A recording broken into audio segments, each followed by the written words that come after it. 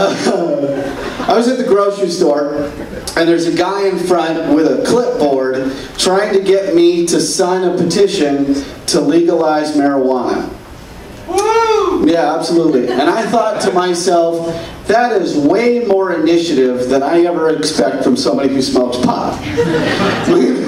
Like, I know you want to be an activist, but you imagine this guy had to stop watching cartoons. This guy had to, you know, put away the Doritos. Fuck, this guy had to find pants. That's an impressive pot smoker, I think. Do you guys think we should legalize pot? By a round of applause. You know how many people ever don't clap? No one. Yes, absolutely. Thank you, my friend. I agree. I think we should legalize pot, but I think you have to have responsible legislation. So if you're going to legalize pot, you have to pass a law against telling pot stories.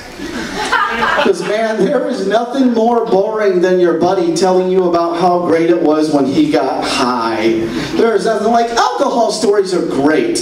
Alcohol stories are really entertaining. Like, sure, some people are going to die in drunk driving accidents, but those are pretty good fucking stories.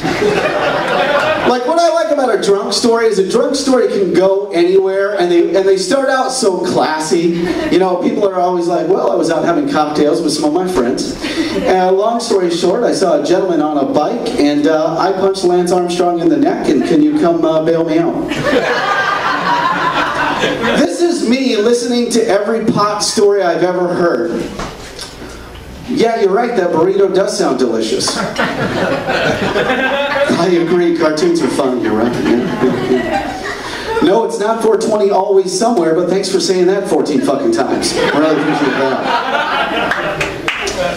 Crystal meth stories are good, but they always end weird. Like, crystal meth makes people do great things. Just the guy will be like, I was on crystal meth and there was this grandfather clock, so I took it apart and put it back together, and now it works perfect. And then I went to 7-Eleven and sucked a dick for $5 for more crystal meth. I think the most dangerous drug, people will debate about what the most dangerous drug is. I think the most dangerous drug is mushrooms. Because mushrooms might make your friends think they're interesting. I hate talking to people on mushrooms. People on mushrooms think that they're so deep, like they'll say stuff, man, I was doing some mushrooms, I was with my girlfriend, and I realized beauty's on the inside, man. So apparently mushrooms will make you realize things you would have realized if you just weren't a fucking dildo. Like, I took mushrooms, man, and I realized I need to have my oil changed every 10,000 miles. Oh, you're fucking right, jackass. Here's one thing that's not an addiction. Sex addiction. That's a made-up thing. There's no such thing as sex addiction. Sex addiction is just the American Medical Association agreeing to let you brag. That's all that is. People who talk about a sex addiction just want to know that you've been banging a lot of people, that's all. Like David Duchovny came out and said he was a sex addict. You know David Duchovny from the X-Files? Yeah, I fucking get it. You're having sex with Tay Leone, but that's not enough. You gotta have sex with lots of models.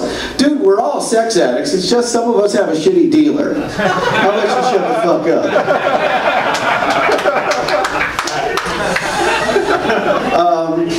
I like doing stand-up comedy, and I think part of being a stand-up comic is you take a personal inventory, you try to tell the truth about yourself.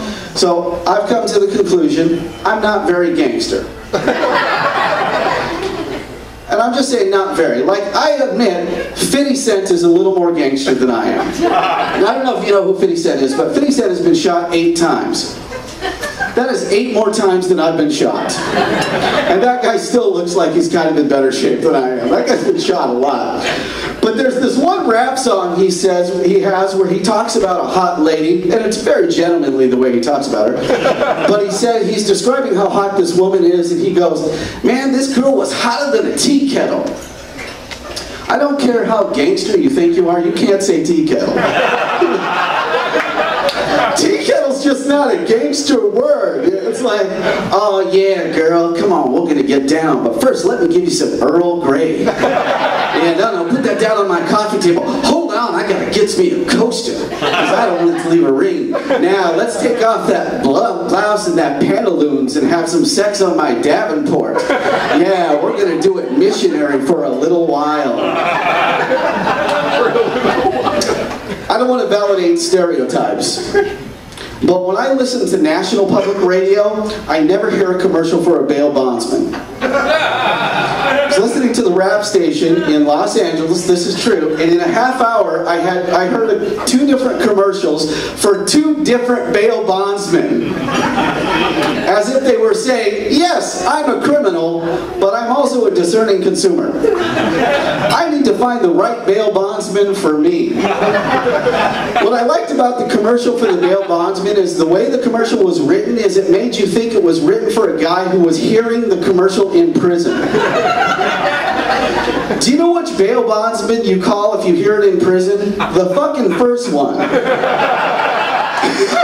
Because I don't think there's anybody who's like, oh my God, this is all, hold on.